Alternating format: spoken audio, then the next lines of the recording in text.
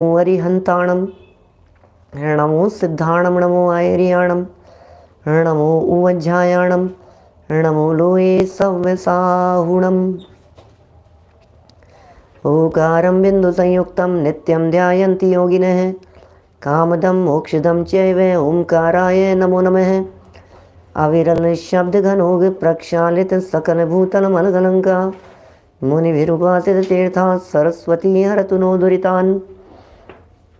अज्ञानतिमिरान्धानां ज्ञानाञ्जनशलाकया चक्षुरुन्मिलितं येन तस्मै श्रीगुरुवे नमः। श्री परम गुरुवे नमः। परम्पराचार्य गुरुवे नमः। सकल कलुष विध्वंसकं श्रेयसां परिवर्धकं धर्म संबंधकं भव्य जीव मनः प्रतिबोधकारकं पुण्य प्रकाशकं पाप प्रणाशकमिदं शास्त्रं श्री संयम प्रकाश नामधेयम्। अस्य मूल ग्रंथकर्तारे श्री सर्वज्ञ देवास्तदुत्तर ग्रंथकर्तारे श्री गणधर देवा प्रतिगणधर देवास्तेषां वचनानुसारमासाद्य आचार्य श्री कुंदकुंदामनाये आचार्य सूर्यसागरेण विरचितं श्रोतारे सावधानतया शृण्वन्तु।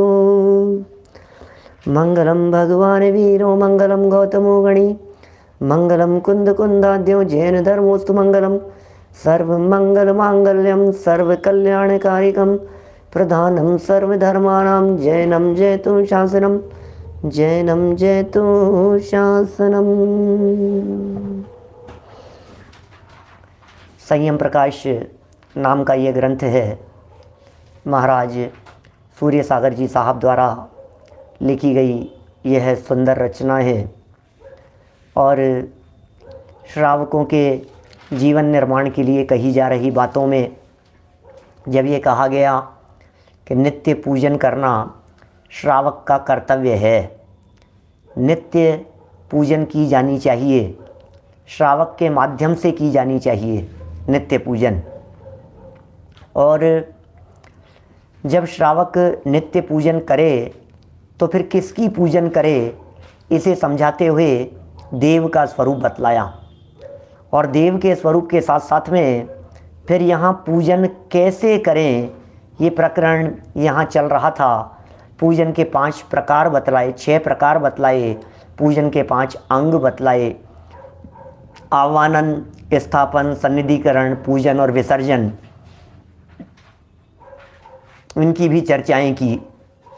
और इनकी चर्चाओं के साथ साथ यह भी बतलाया कि भैया सुनो, आप इनकी जो पूजन करते हो, ये पूजन करते समय रंच मात्र भी ऐसा नहीं होना चाहिए कि चंदन आदि का प्रयोग हो, क्योंकि भगवान के स्वरूप के अवर्णवाद होने की संभावना दिखाई देती है। भगवान का जो स्वरूप है उसमें कुछ ऐसा न हो जाए कि अवर्णवाद हो जाए।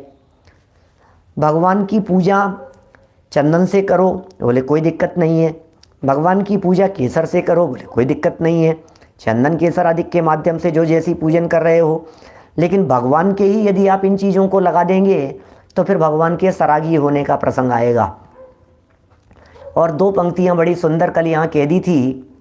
जिन प्रतिमा जिन सारी की कही जिनागम माही और रंच मात्र दूषण लगे वंदनीक सोनाही। क्या क्या दृष्टिकोण था और क्या बात कही गई है। रंच मात्र दूषण लगे वंदनीक सोनाई। रंच मात्र भी यदि दूषण लग जावे तो उसे वंदनीक नहीं कहा जा सकता है। जैनेन्द्र देव की प्रतिमा को, वो प्रतिमा वंदनीक नहीं हो सकती है, वो प्रतिमा वंदन करने योग्य नहीं हो सकती है यदि किसी प्रतिमा के ऊपर दूषण लगा हुआ है तो। इसलिए यह भी बहुत सावधानी वाली बात कही गई थी।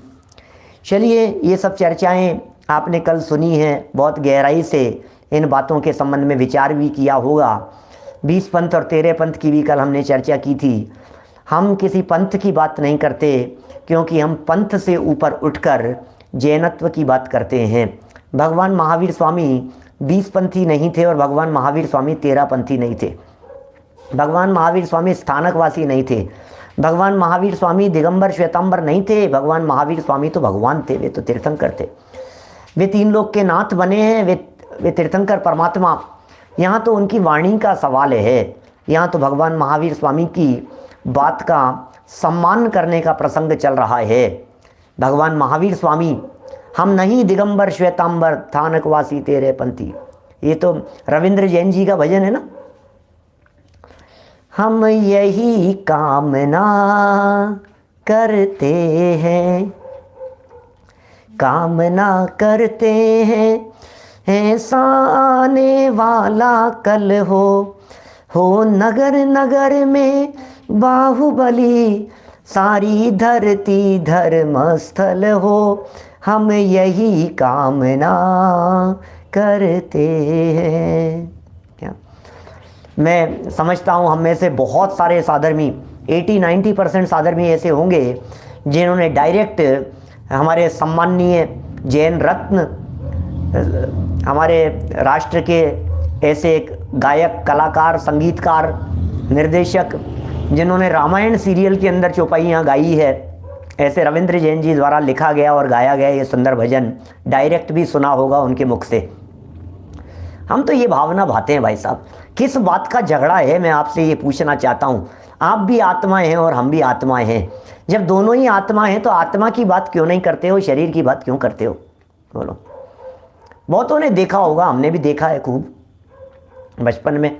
तो मेरा कहने का मतलब यह है कि भैया यहाँ कोई झगड़े का सवाल नहीं है, यहाँ तो निर्णय करने का सवाल है। और निर्णय भी किसी और के लिए नहीं है, निर्णय भी किसी विवाद के लिए नहीं है। ये निर्णय भी इसलिए है कि हम स्वयं भगवान बने, निर्णय भी इसलिए है कि हमारे सम्यक दर्शन का सवाल है, निर्णय भी इसलिए है कि हमारे मोक्ष मार्ग का सवाल है। इसलिए इसका निर्णय तो हमें ही करना पड़ेगा, देव शास्त्र गुरु का निर्णय करना पड़ेगा। देखिए अब यहाँ प्रश्न भी उठाया है। ये प्रश्न में क्या कह रहे हैं? प्रश्न, आप जो चंदन और केसर का निषेध कर रहे हैं, ये जो चर्चा चली ना ऊपर, आप जो चंदन और केसर का निषेध कर रहे हैं, यह आपका कहना ठीक नहीं है। प्रश्नकर्ता का प्रश्न है, क्योंकि भाव संग्रह में एक गाथा आई है। क्या आई है? भाव संग्रह की गाथा बता रहे हैं ये। और क्या लिख रहे हैं? वो गाथा क्या आई है? चंदन सुगंध लेओ जिणवर चलने सु, जो कुणई भवियो लय तणु विक्रियम, सहाव सुयंधयम अमलम। भाव संग्रह है 122 नंबर की ये गाथा है। कहते हैं, जो पुष्प केसर आदि विलेपन रहित, और सुनो सुनो, प्रश्नकर्ता का प्रश्न है, भाव पाउड की गाथा देख करके बात कर रहा है भक्त। क्या कह रहे हैं? जो पुष्प केसर आदि विलेपन रहित चरण कमल युगलों वाली जिन प्रतिमा का दर्शन करते हैं, वे पुरुष मूर्ख और ज्ञान से रहित हैं। लो भाई साहब, और भाई साहब क्या कह रहे हैं? 367 नंबर पेज पर आ गए हैं हम। कितनी खतरनाक बात यहाँ कह दी गई है। एकदम कोई सुने तो कोई, अरे भाई साहब मैं तो जरूर करूँगा, अरे भाई साहब मैं तो जरूर करूँगा, भाई साहब मैं तो चंदन से करूँगा, भाई साहब मैं तो केसर से करूँगा, भाई साहब मैं तो पुष्प से करूँगा, भाई साहब मैं तो लेप लगा करके करूँगा। साफ साफ गाथा में लिखा है भाई साहब, इसमें लिखा हुआ है, गाथा कह रही है, सुनो। और क्या कह दिया? ऐसे पुरुष मूर्ख हैं और ज्ञान से रहित हैं, उन्हें ज्ञान नहीं है। गाथा लिखा दी। अब महाराज साहब को सारी गाथाएं पढ़ी है, इसका मतलब महाराज साहब ये जानते हैं कि सामने वाला व्यक्ति ये गाथा प्रस्तुत करेगा। तो क्या लिख रहे हैं? भावार्थ, जिस प्रतिमा के चरण युगल चंदन से चर्चित ना हो, उस प्रतिमा के दर्शन नहीं करने चाहिए। ओह, क्या कह रहे हैं? इसी प्रकार अन्यत्र भी चंदन और केसर द्वारा प्रतिमा लेपन का विधान देखा गया है, फिर आपने इस विधान का क्यों निषेध किया? लो, प्रश्न कर रहे हैं, प्रश्न, आपने कैसे निषेध कर दिया भाई साहब? शास्त्रों में लिखा है, चंदन का यदि लेपन नहीं हुआ हो जिस प्रतिमा के ऊपर चंदन केसर आदि का, वो प्रतिमा पूजनीय नहीं होती है, ये लिखा है। क्या कहना है आपका? बोलो महाराज, गाथा से बात कर रहा हूं। क्या गाथा से बात कर रहा हूँ, गाथा से, गाथा ये कह रही है, शास्त्र में लिखा है, शास्त्र का प्रमाण दे रहा हूँ। महाराज साहब का जवाब सुनो क्या लिख रहे हैं। आपकी बुद्धि में भ्रम है भाई साहब। लो पहला ही जवाब, फर्स्ट वॉल पे 6 क्या कह रहे हैं, क्या लिख दिया है, आपकी बुद्धि में भ्रम है। हम थोड़ी ना कह सकते हैं, हम नहीं कह सकते। यत्र तत्र जो अनर्चित पद द्वंद्व यहाँ के पाठ के समान पाठ में अनर्चित शब्द देखा गया है, उसका तात्पर्य अपूज्यता से है, तथा यत्र तत्र जो अर्चित शब्द देखा जाता है उसका अर्थ पूज्य प्रतिमा से है। अपूज्यता से है और पूज्य प्रतिमा से है। क्या प्रतिमा की जब तक विधि के साथ स्थापना नहीं होती, समझना क्या कह रहे हैं, प्रतिमा की स्थापना का प्रसंग है, तुम्हें भ्रम हो गया है, ये तो प्रतिमा स्थापना का प्रसंग है। जब भी प्रतिमा की स्थापना होती है, जब भी पंचकल्याणक प्रतिष्ठा महोत्सव होता है, तो उनके इस तरह की चीजें होती हैं। पंचकल्याणक प्रतिष्ठा महोत्सवों में अंकन्यास विधि होती है, वहां बिल्कुल बाकायदा अंक लिखे जाते हैं प्रतिमाओं के ऊपर, केसर चंदन से लिखे जाते हैं, वो प्रतिमाओं के ऊपर लेपन किया जाता है इन सब चीज़ों का। इसके बिना प्रतिष्ठा पूरी नहीं होती। और ये सब करते हैं, 20 पंथी भी करते हैं, 13 पंथी भी करते हैं, मुमुक्षु जो जितने पंथ संप्रदाय जैनियों के बट गए हैं, ये सब करते हैं उस प्रतिमा का चंदन से लेपन। स्थापना नहीं होती उसके बिना, और तब तक पूज्यपना नहीं आता। अतः विधान सहित बिंब का पूज्य भाव दर्शाया गया है। ये लिखा है यहाँ, तो ये दर्शाया गया है कि जिस बिंब की प्रतिष्ठा विधि विधान पूर्वक हुई हो या पंचकल्याणक हो गया हो, वही प्रतिमा पूजनीय होती है। ये तो ये कहना चाहते हैं, क्या माने यहाँ तो ये कहना चाहते हैं कि बिना पंचकल्याणक की प्रतिमा पूजनीय नहीं है। ये अभिप्राय है उसका। आप क्या समझ बैठे हो, क्या भ्रम हो गया है आपका, क्या बात लिख रहे हैं। देखो आप, होता है ऐसा, हमने देखा है, सब प्रतिष्ठाओं के अंदर देखा है हमने।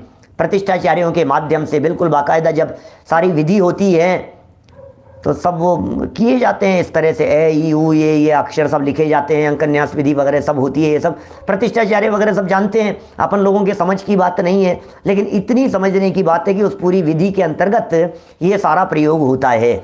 ऐसा भगवान समौ शरण में भी सुनो, अब ये क्या कह रहे हैं, अब अगला तर्क सुनना क्या लिख रहे हैं। भगवान समौ शरण में भी 4 अंगुल अधर सिंहासन पर विराजमान रहते हैं। समौ शरण के अंदर भी साक्षात भगवान भी कमल से 4 अंगुल ऊपर विराजमान रहते हैं। फिर उनको चंदन आदि विलेपन द्वारा विलेपित करना कहाँ तक युक्ति संगत हो सकता है। युक्ति संगत नहीं हो सकती ये बात, तो कमल को ही नहीं छूते, कमल से ऊपर अधर विराजमान होते हैं, अलिप्त रहते हैं, कैसे चंदन आदि को स्पर्श करेंगे। संसारी प्राणियों का लक्ष्य एवं उद्देश्य, अब प्रयोजन बतला रहे हैं भैया, हमारा लक्ष्य क्या है। चंदन का लेप करना हमारा उद्देश्य है कि वीतरागी होना हमारा उद्देश्य है। जिनेंद्र देव की प्रतिमा के दर्शन क्यों करते हो, पहले ये तो बताओ। जिन्हें इस बात का विचार विवेक नहीं है कि भगवान की प्रतिमा के दर्शन क्यों किए जाते हैं, वो व्यक्ति क्या तो दर्शन करेगा, क्या पूजन करेगा, क्या उनका प्रक्षाल करेगा, क्या क्या करेगा, वो व्यक्ति पहले पता तो होना चाहिए भगवान कौन होते हैं। बोलो, ये क्या लिख रहे हैं यहां पर, देखिए। संसारी प्राणी, सचिन जी भाई साहब आ रही है बात, अभी स्पष्ट करता हूं। चेंबूर से घाटकोपर वाले, देखिए क्या लिख रहे हैं।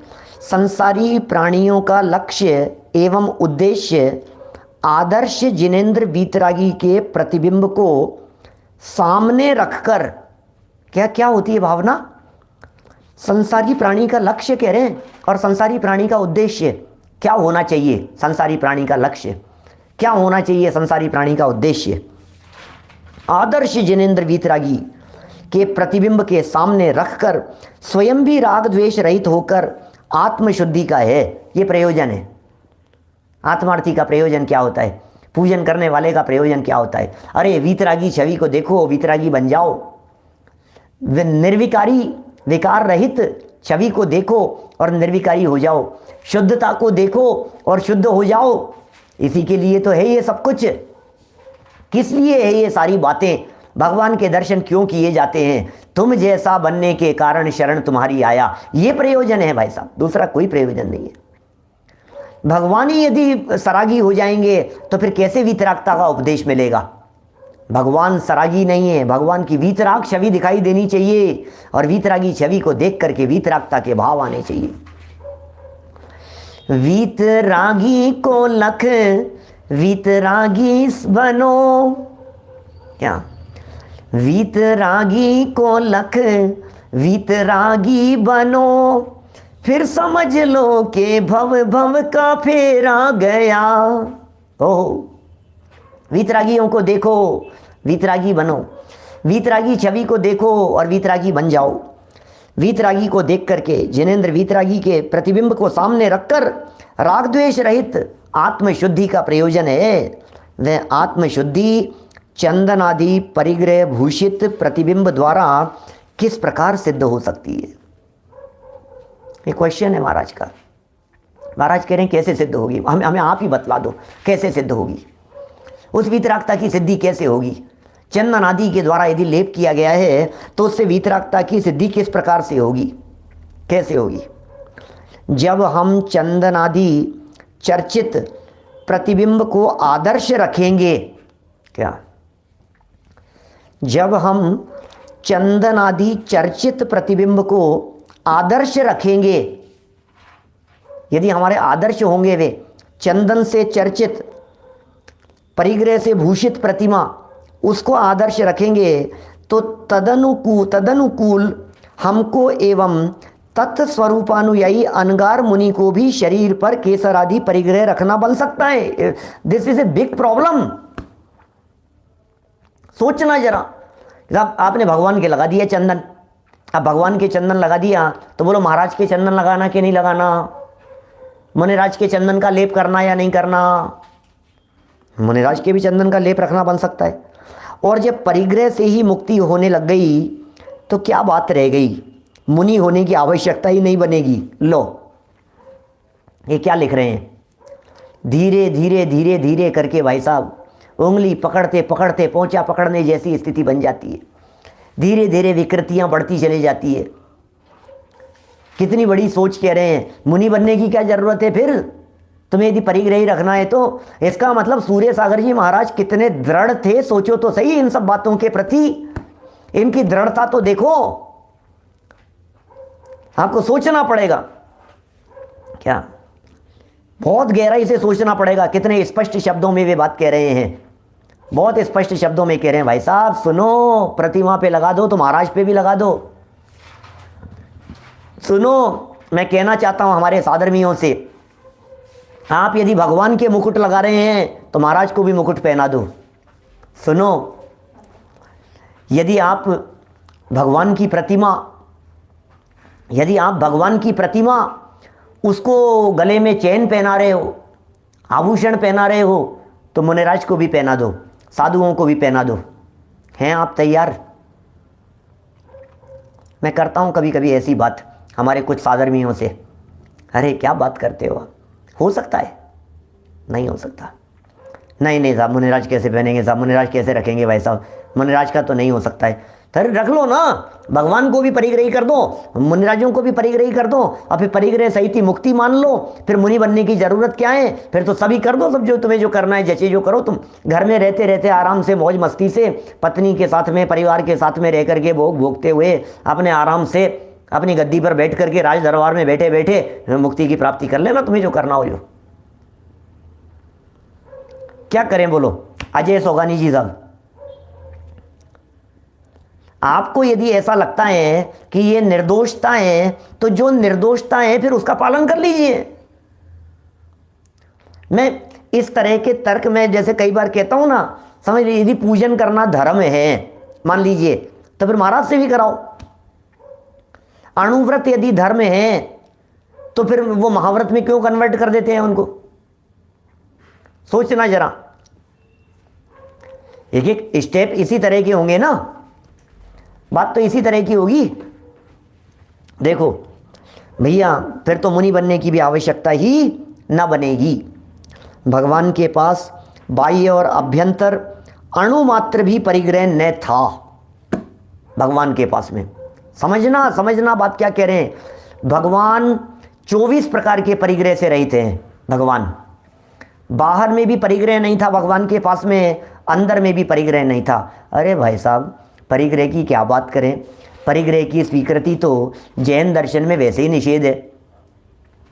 हिंसा, झूठ, चोरी, कुशील, परिग्रह, 5 प्रकार के पाप कहे हैं। परिग्रह तो पाप है, पाप। बहिरंग भी परिग्रह नहीं है, अंतरंग भी परिग्रह नहीं है। अंतरंग 14 परिग्रह नहीं है और बहिरंग 10 परिग्रह नहीं है। हमारे तीर्थंकर परमात्मा तो साक्षात 24 प्रकार के परिग्रहों से सदा सदा के लिए रहित हो गए हैं। क्या यदि ये तो परिग्रह के संबंध में तो कुंदकुंदाचार्य की गाथा है समय सार की। परिग्रह मेरा बने तो मैं अजीव बनूं, अरे पर परिग्रह मेरा नहीं, किंतु ये मेरे नहीं। बोलो, यदि परिग्रह मेरा बने तो मैं अजीव बनूं, अरे पर मैं तो ज्ञायक भाव हूं इसलिए पर मेरे नहीं। चलिए यहाँ क्या कह रहे हैं, ये वेशभूषा आदि से बिल्कुल रहित थे भगवान। तो अणु मात्र भी परिग्रह नहीं था, अंदर में भी नहीं था और बाहर में भी नहीं था। अतः उनका प्रतिबिंब भी तदाकृतिधारी ही होना चाहिए। बोलो, कैसा होना चाहिए? अच्छा, मैं आपसे कहता हूं, आपके पिताजी की फोटो बनाओ तो जैसे पिताजी थे वैसी फोटो बनेगी ना। उनकी मूर्ति बनाओ तो जैसे पिताजी थे वैसी मूर्ति बनेगी ना। दादाजी की बना लो, किसी की भी बना लो आप, तो वो जैसे थे वैसी बनेगी ना। और आपने जो मूर्ति बनाई, अब उस मूर्ति के अंदर यहाँ आपने निशान लगा दिया तो आप देखते ही क्या कहोगे, अरे यार दादाजी के निशान था ही नहीं यार गाल पे, तुमने क्या निशान बना दिया। कितना प्रैक्टिकल है भाई। उनकी है तो ये निशान कैसे बना दिया, ये तो गलत, ये तो है ही नहीं। इसका मतलब ये व्यक्ति नहीं है, ये वो नहीं है, ये उनकी नहीं है, ये किसी और की है। हम भी धोखा खा गए थे भाई साहब। मैं भी इनको दादाजी समझ रहा था एकदम देखते ही, लेकिन बाद में गौर से देखा तो इनके तो यहाँ निशान है, मेरे दादाजी के तो था ही नहीं। तो ऐसे ही मैं ये कह रहा हूँ, मैं तो धोखा खा गया भाई साहब, मेरे भगवान के तो ये निशान था ही नहीं और जो निशान इनके दिख रहा है। पॉइंट समझ में आ रहा है क्या कह रहे हैं? मेरे भगवान तो वीतरागी थे, मेरे प्रभु तो वीतरागी थे। मेरे प्रभु के तो ये किस तरह का कोई आवरण था ही नहीं। मेरे प्रभु तो अंदर से भी परिग्रह से रहित थे और मेरे प्रभु तो बाहर से भी परिग्रह से रहित थे। जब मेरे प्रभु, मेरे भगवान अंदर और बाहर दोनों तरफ से परिग्रह से रहित थे, तो फिर ये बाहर में जो लेप कर दिया गया है ये कैसे बनेगा? क्या बाहर में जो लेप कर दिया गया है वो परिस्थिति कैसे बनेगी? उसे कैसे स्वीकार किया जा सकता है? कि नहीं साहब, क्या बात करते हो साहब, बातें तो बहुत उठती है, दिमाग में भी आती है इस तरह की कि मारो यार अब अपने क्या फ़र्क पड़ता है यार, अभी थोड़ा सा चंदन तो लगा रखा है, थोड़ा सा केसरी तो लगा रखा है, इतने से में क्या हो गया? भैया मैं भी बहुत कठोर शब्दों में बात कर सकता हूँ, क्या बहुत दृढ़ता की बात कर सकता हूँ मैं। अरे इतने से में क्या हो गया, अभी ये तो क्या है, इसमें चल जाएगा, इतना सा ही तो है, अरे कैसे चल जाए? अब इतनी दूर आए हैं यात्रा करने के लिए, तब इतना सा यदि अपन चला लेवें तो क्या हो गया? मैं कई तरह के एग्जाम्पल से बात कर सकता हूँ। आप रात्रि को कुछ नहीं खाते, खाते पीते कुछ नहीं करते, गलती से डॉक्टर ने कह दिया पानी ले लिया करो, तो आपने कहा ठीक है चलो पानी चालू कर देते हैं। अब आपने पानी चालू कर दिया, जो कुछ नहीं करते थे ना, अब कुछ कर दिया आपने, पानी चालू कर दिया। अब पानी चालू कर दिया, मैंने 2 महीने 6 महीने तक पानी चलता रहा, साल 2 साल निकल गए, पानी लेते हैं। फिर किसी व्यक्ति ने, कोई होशियार व्यक्ति था, उसने समझाया, अरे यार भाई साहब क्या बात कर रहे हो यार, दूध और पानी में क्या फ़र्क पड़ गया? दूध भी तो पानी जैसा ही आता है, टेस्ट करवा लो आप कितना पानी मिला हुआ आता है। आजकल कोई दूध जैसे रहे हैं क्या? दूध और पानी तो एक जैसे ही है। इसको भी किसी दिन भोजन नहीं किया था, तो समझ में आ गई कि हाँ यार एक ही बात है, ठीक है पानी लेता हूँ, अभी बाबा इतना फोर्स कर रहे हैं, अब ठीक है कोई बात नहीं। दूध चालू हो गया, अब दूध चालू हो गया तो अब तो दूध पानी, तो अब तो ऑफिशियल चालू कर दिया, दूध पानी चालू हो गया। फिर दूध पानी चालू हो गया तो फिर धीरे धीरे करके मलाई वाला दूध आने लगा, किसी दिन भोजन नहीं करे तो शाम को मलाई वाला दूध आने लग गया। फिर क्या हुआ, मेवे वाला दूध आने लग गया। क्या मेवे का दूध, अरे दूध पीते हो तो केसर का दूध में क्या हो गया, केसर का दूध नहीं पी सकते आप, और केसर का दूध पी सकते हो तो बादाम के दूध में क्या हो गया, अब ये केसर बादाम चालू हो गया दूध के साथ में। अब क्या करें, अब केसर बादाम चालू हो गया, अब चलने लग गया। भैया ड्राई फ्रूट्स खाते हो क्या रात को, कि नहीं ड्राई फ्रूट्स तो नहीं खाते। फिर कोई 1.5 अक्ल साल 2 साल बाद में कोई इस तरह का मिल गया, यार पंडित जी यार किसको बेवकूफ़ बनाते हो यार, इसी बादाम को यदि मैं दूध में डाल दूंगा तो तुम कहोगे चलता है, और इसी बादाम को निकाल करके मैंने बाहर रख दिया तो तुम कह रहे हो नहीं चलता है। हाँ यार बात तो सही कह रहे हो यार, बादाम ही तो है, अंदर खा रहा हूँ बाहर नहीं खा रहा हूँ, क्या चक्कर है ये, ठीक है कोई बात नहीं, तो चल सकता है। सही कह रहे हो यार आप, तो बाहर रखे हुए बादाम चल सकते हैं, बादाम चल सकते हैं तो काजू भी चल सकते हैं, बादाम काजू चल सकते हैं तो अखरोट भी चल सकते हैं, मुनक्का भी चल सकती है, और ड्राई फ्रूट चल सकते हैं, पिस्ता भी चल सकती है, तो ये सब बादाम ही हो गया। तो फिर और तो क्या चीज़ें हैं, रबड़ी भी चल सकती है। फिर दूध चालू हो गया तो दूध ही को तो ऊपर गर्म करके उबाल करके रबड़ी बना दी है सब। अरे भाई क्या बताऊं तेरे को, क्या बताऊं, एक के बाद एक चीज की यदि छूट दे दी गई, एक चीज की यदि छूट दे दी गई, भैया बिल्कुल छूट नहीं, कैसे दे देंगे छूट, कैसे दे देंगे बताओ, हमारे नहीं चलता है। देखिए क्या लिख रहे हैं ये, देखो भाई धर्मचंद जी साहब क्या क्या लिख रहे हैं, प्रभु प्रभु क्या क्या बातें कह रहे हैं ये भैया। अतः उनका प्रतिबिंब भी तदाकृतिधारी ही होना चाहिए, जैसी आकृति थी उसी का धारी होना चाहिए, उनका प्रतिबिंब भी, फर्क नहीं होना चाहिए इसमें रंच मात्र भी। एक धागा गिरने मात्र से, अकलंक देव का कल उदाहरण यहाँ प्रस्तुत किया था, एक धागा गिरने मात्र से उस प्रतिमा को पूजनीय नहीं माना गया। क्या करें अब, और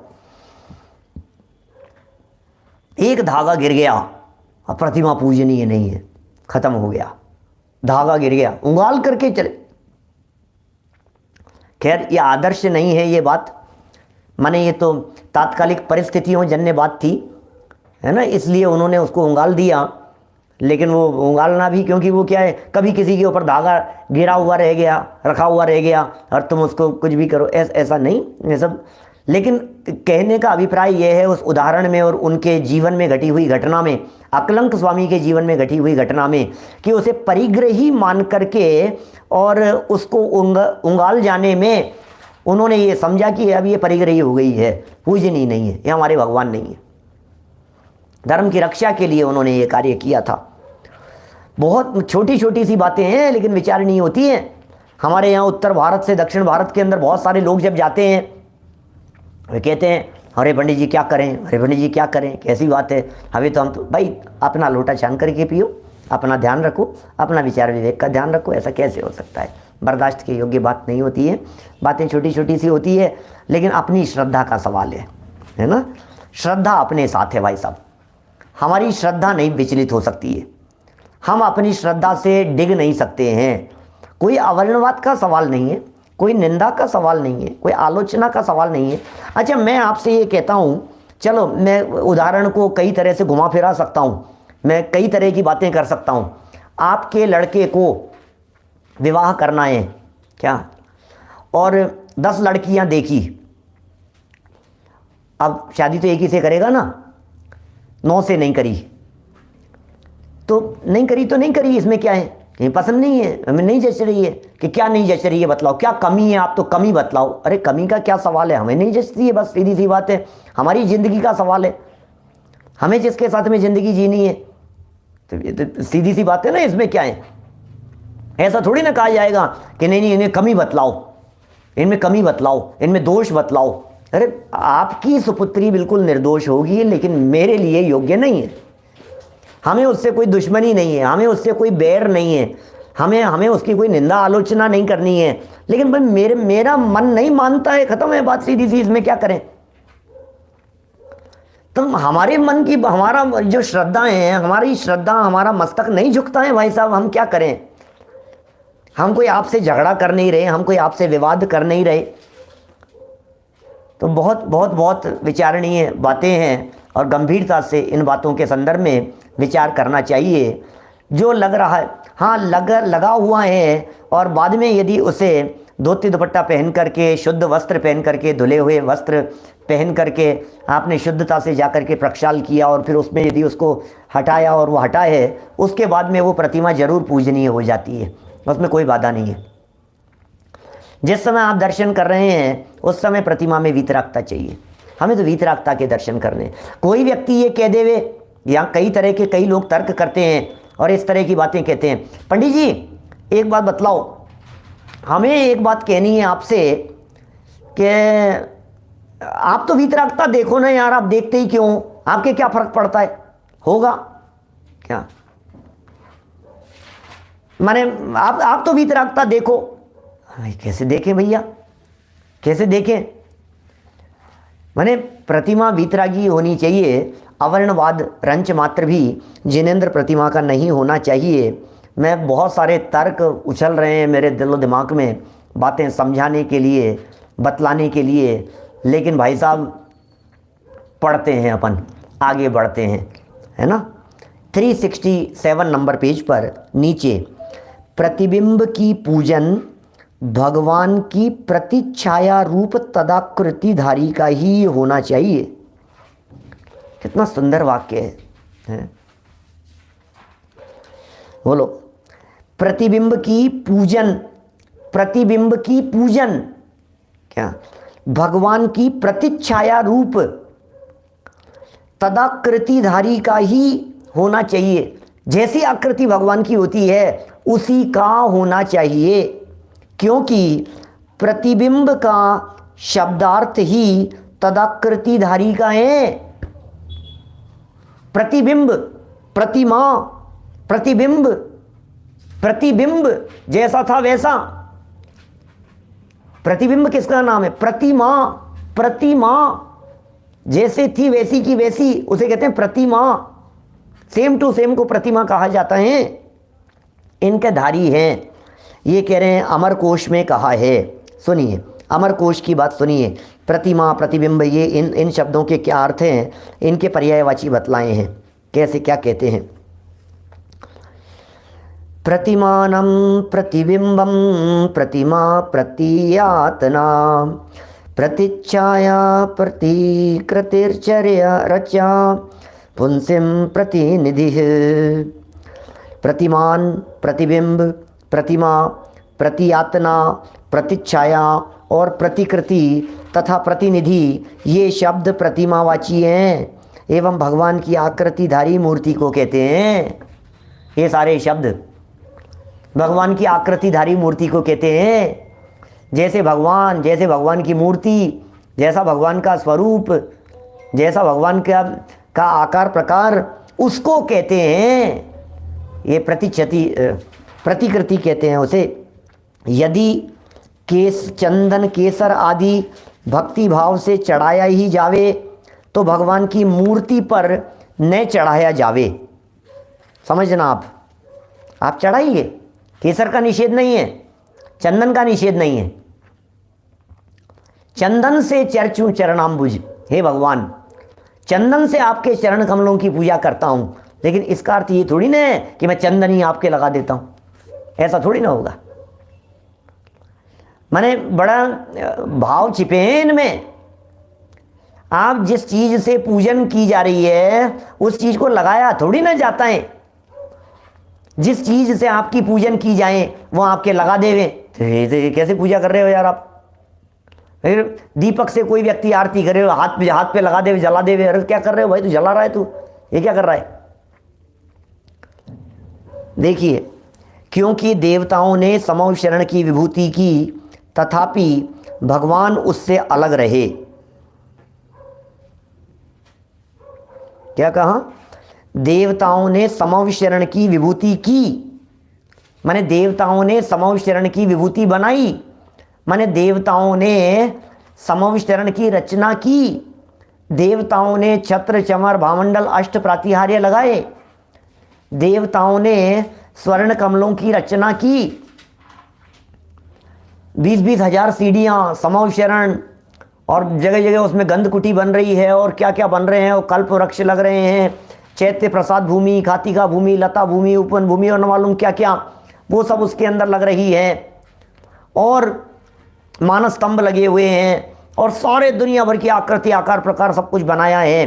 कुछ विक्रिया से बनाया जाता है, कुछ लेकर के आया जाता है। ये सब जो बातें कही गई है, बोले तथापि भगवान तो उससे अलग ही रहे भाई साहब। आपने स्वर्ण कमल बना दिए होंगे, बोलो हमारे तीर्थंकर परमात्मा का, हमारे प्रभु का जब एक स्थान से दूसरे स्थान पर विहार होता है, इधर से उधर जब तीर्थंकर परमात्मा का विहार होता है, तो यह बात सब जानते हैं कि देवों के माध्यम से, इंद्रों के माध्यम से चरण के नीचे 225 स्वर्ण कमलों की रचना की जाती है। क्या 225 स्वर्ण कमलों की रचना की जाती है। धर्म चक्र साथ में चलता है, माथे पर छत्र रहते हैं, चंवर ढुलते रहते हैं।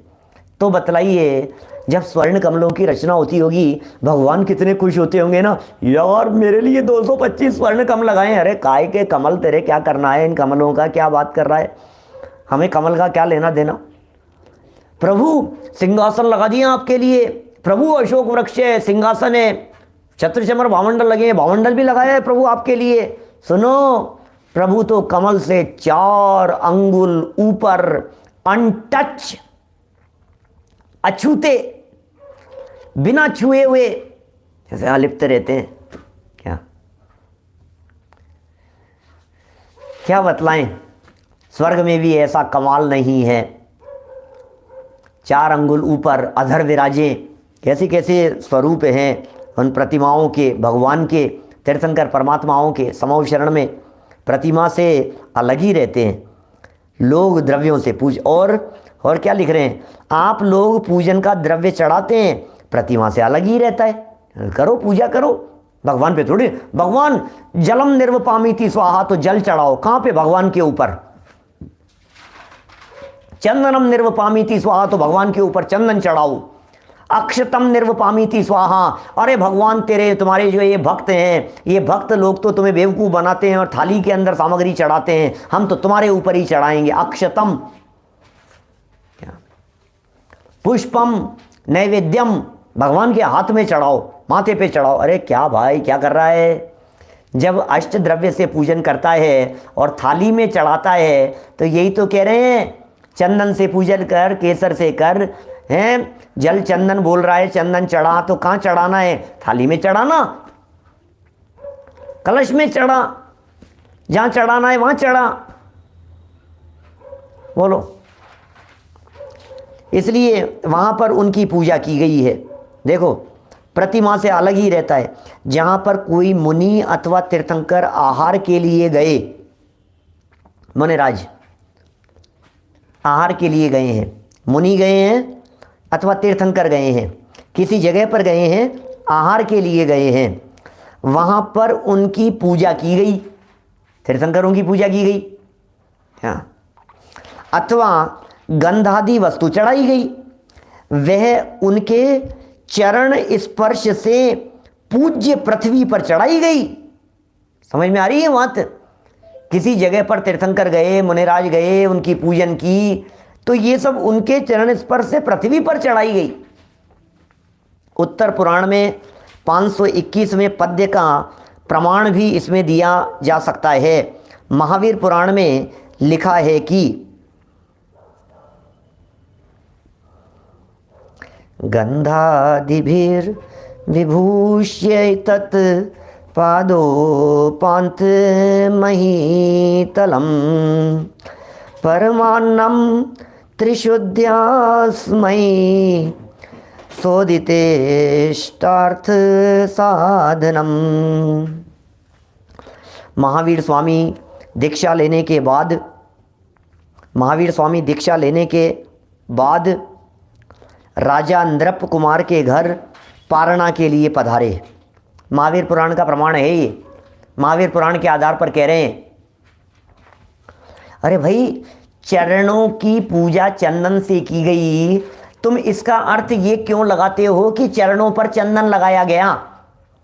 चरणों की पूजा चंदन से की गई, इसका अर्थ ये है भगवान के चरण कमलों की पूजन जब चंदन से की गई तो चंदन को थाली में समर्पित किया गया।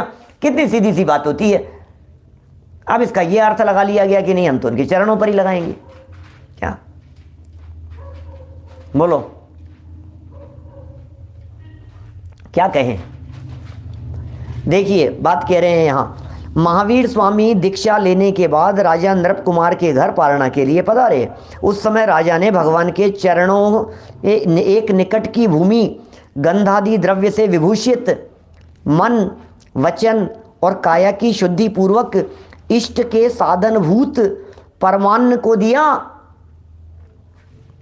कितना स्पष्ट शब्द दे दिया है। भगवान की आकृति रूप प्रतिमा के वर्णन में केसर आदि विभूषित वर्णन नहीं आया। भगवान के, देखो क्या और गजब शब्द है, सुनना सुनना क्या कह रहे हैं, क्या लिखा? भगवान की आकृति रूप प्रतिमा के वर्णन में। चलो जनागम तलाशो, और हमें जनागम को तलाश करके सिर्फ इतना सा बतला दो कि भगवान जिनेंद्र देव की प्रतिमा कैसी होनी चाहिए, भगवान जिनेंद्र देव की प्रतिमा का आकार कैसा होना चाहिए। अरे प्रतिष्ठा ग्रंथ भरे पड़े हैं जिनेंद्र देव की प्रतिमा के निर्माण की प्रक्रिया के संदर्भ में, जिनमें पूरी प्रक्रिया बतलाई गई है। जिनेंद्र देव की प्रतिमा का निर्माण किस विधि से होता है, किस प्रकार होता है, किस प्रक्रिया के तहत होता है, ये बताया जाता है। भगवान की आकृति रूप प्रतिमा और उसके वर्णन में केसर से विभूषित, ऐसा कहीं लिखा हुआ है क्या? भगवान की प्रतिमा केसर से विभूषित होनी चाहिए, ऐसा तो नहीं आया है। उसका प्रमाण नीचे देते हैं। कौन सा छंद है ये?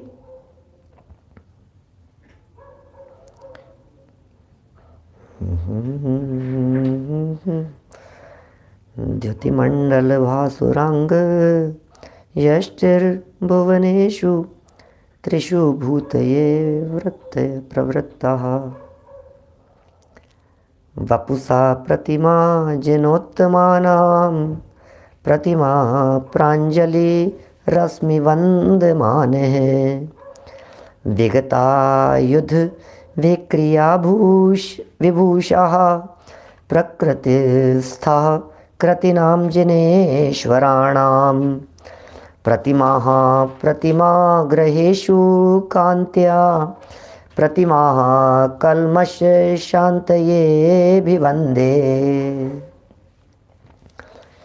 बृहत सामायिक की ये श्लोक थे दो, और अर्थ में लिखते हैं, मैं कांति की झरी से शोभायमान शरीर वाले, क्या लिख रहे हैं?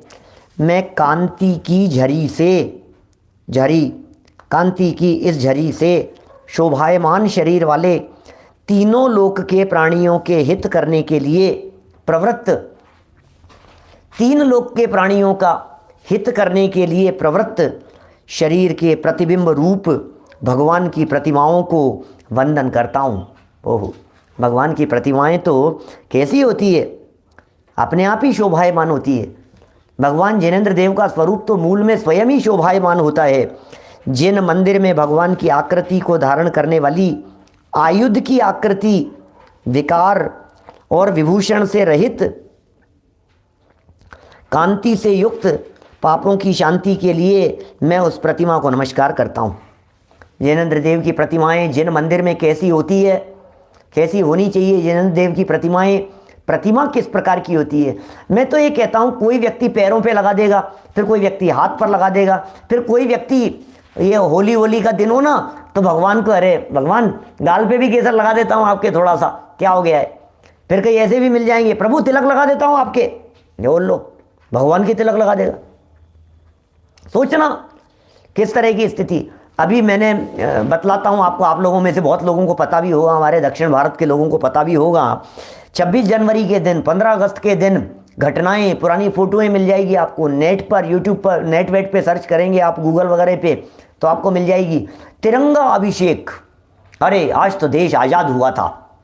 क्या भारत के ध्वज में 3 कलर होते हैं, ऐसा अभिषेक करेंगे, मस्तक अभिषेक, जिनमें 3 कलर बिल्कुल ऐसा, और फोटो खींचो तो ऐसा लगे बिल्कुल अरे प्रभु आप तो तिरंगे हो गए हैं। हर साल तिरंगा अभिषेक होता है योगेश जी साहब, पांडे जी बोलो क्या करें भाई साहब, तिरंगा अभिषेक, फिर वो तिरंगा कह रहे हैं उसको, फिर कुछ भी करो, कोई सतरंगा करो, कोई पचरंगा करो, कोई पचरंगा होता है भाई साहब। हमारा जो जैन दर्शन का जो झंडा होता है, ध्वजा होता है हमारा जैन ध्वज, वो तो पचरंगा होता है। चलो भैया इस बार हम पचरंगा अभिषेक करेंगे।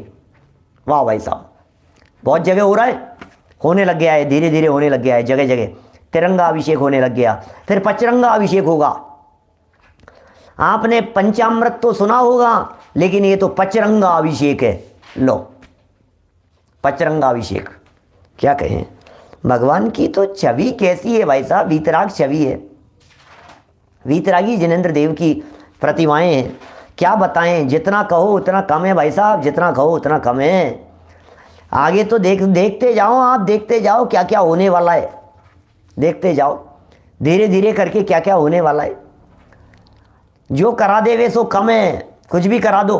अभी एक बार की कहाँ की घटना मैंने सुनी इस तरह की, वो जन्म कल्याणक का दिन था और किसी बच्चे को पालने में झुलाया, हमारे तो आज ही हुआ है, इसको पालने में झुला दो। पालना झूलन में भगवान महावीर भगवान के आदिनाथ भगवान पंच कल्याणक का दिन था, जन्म कल्याणक का दिन था। और जन्म कल्याणक के दिन बोले आज ही हमारे तो घर में वो पोता हुआ है, पोता अधिकारियों में से थे, और बोले शाम को पालना झूलन के अंदर इसी को झुलाएंगे आज तो अपन। हमारे यहाँ तो क्या क्या किसको झुलाएंगे, किसका क्या करेंगे, वो अछूत होता है, वो तो क्या शुद्ध नहीं है, वो तो शुद्ध ही नहीं है। अभी तो नावन नहीं हुआ है उसका, 7-8 दिन 8 दिन 5-7 कितने दिन बाद में उसको नहलाते हैं, तब तो उसकी शुद्धि होती है उस तरह की, कैसे चलेगा। जो कर दो सो कम है। बताओ मैं आपको, गोद भराई के कार्यक्रम होते हैं, किसकी गोद भराई के कार्यक्रम हो रहे हैं, बोले माता की गोद भराई का कार्यक्रम है। हमने कहा भाई कौन सी माता की गोद भराई का कार्यक्रम है, बोले पद्मावती माता की गोद भराई का कार्यक्रम है। मैंने कहा भैया पद्मावती माता की गोद भराई का कार्यक्रम कर रहे हो आप? हाँ साहब पद्मावती माता की गोद भराई का कार्यक्रम कर रहे हैं। देखिए पद्मावती माता मेरे लिए बिल्कुल सम्माननीय है, मैं उनके खिलाफ नहीं कह रहा हूँ कुछ भी, पद्मावती माता के खिलाफ नहीं कह रहा हूँ, लेकिन पद्मावती माता के नाम पर जो नया आडंबर पाल लिया है, मैं उसकी बात कह रहा हूँ, उनकी गोद भराई। हमने कहा साहब गोद भराई कर रहे हो क्या? हाँ साहब।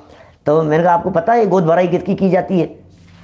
हम बच्चे हो गए उनके, तो माँ है, वो तो क्यों नहीं है, माँ है ना वो, तो उनकी गोद भराई करेंगे। अरे वो देवी हैं, देवी, स्वर्ग की देवियाँ, स्वर्ग की देवियाँ प्रेग्नेंट नहीं होती। स्वर्ग की जो देवियाँ होती हैं उनके बाल बच्चे नहीं होते स्वर्ग में, देवी देवताओं के। वे सब देवी देवता जो होते हैं, वे सारे देवी देवता ये सब क्या कहेंगे उसे, उपाध शैयाओं पर जन्म लेते हैं, बड़े ही जन्म लेते हैं, बड़े बड़े ही, बच्चे नहीं होते देवों के, बाल बच्चे नहीं होते।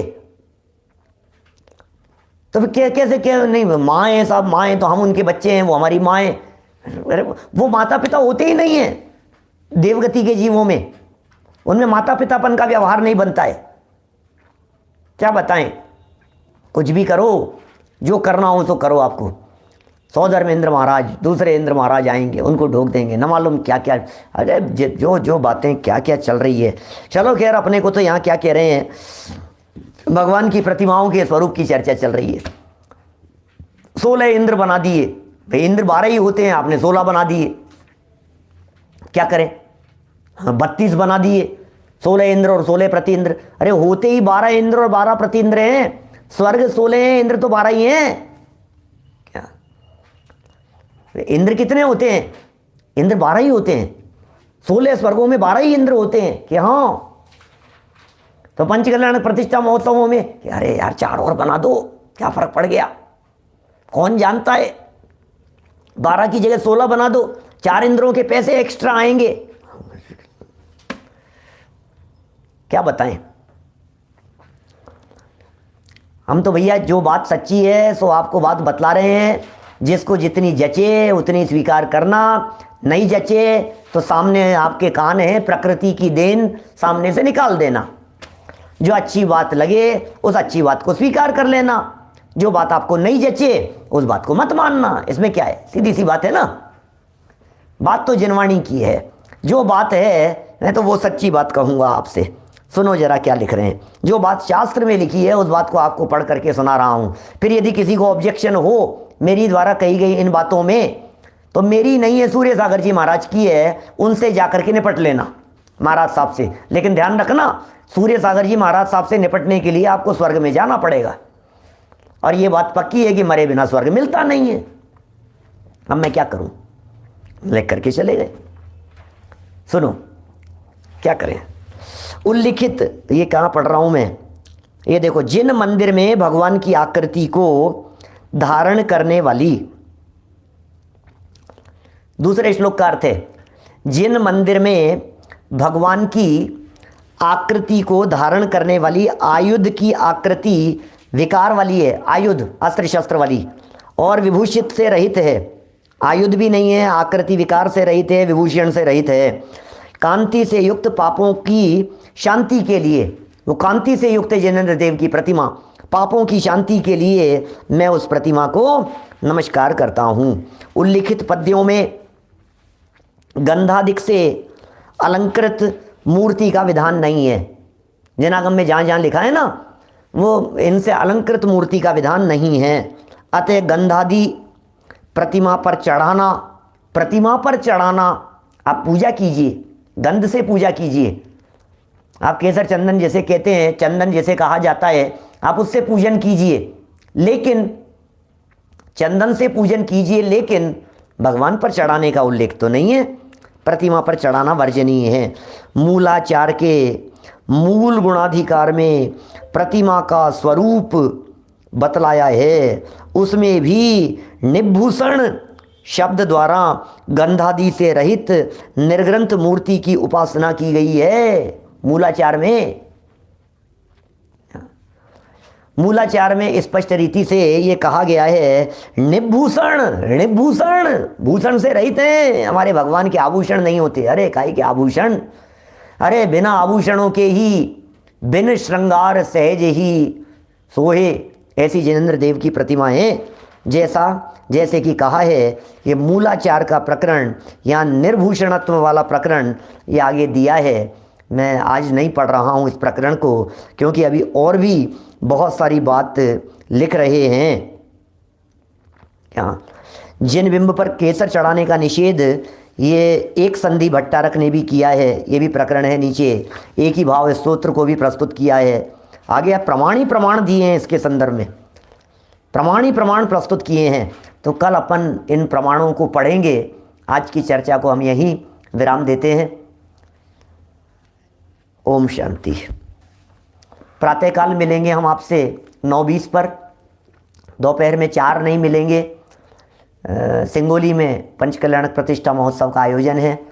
आपको एक विशेष प्रवचन, अतिरिक्त प्रवचन शाम को 6:30 बजे लाइव पंचकल्याणक प्रतिष्ठा महोत्सवों के ऊपर उसका लाभ मिल सकता है। पूरी संभावना है 99%। अभी तक मेरे पास में बात हुई नहीं, लेकिन वो 6:30 बजे आपको लाइव मिलेगा। पंचकल्याणक प्रतिष्ठाओं के ऊपर रोजाना दैनिक प्रवचनों का कार्यक्रम रहेगा। हमारे आज सम्माननीय क्या कहेंगे, मुमुक्षु समाज के एक आधार स्तंभ, अरे अद्भुत कीर्ति, अद्भुत छवि, स्वाध्यायी, अभ्यासी, स्वप्न दृष्टा, जिन्होंने मंगलायतन का स्वप्न देखा, विद्वत्ता अद्वितीय थी, ज्ञान के भंडार थे, स्वाध्यायी थे, निरंतर उसी में लगे रहते थे। ऐसे हमारे पवन जी जैन साहब अलीगढ़ वाले, आज उनका देवलोक गमन हो गया, उनका चिरवियोग हो गया, हम सबके बीच से वे निकल गए हैं।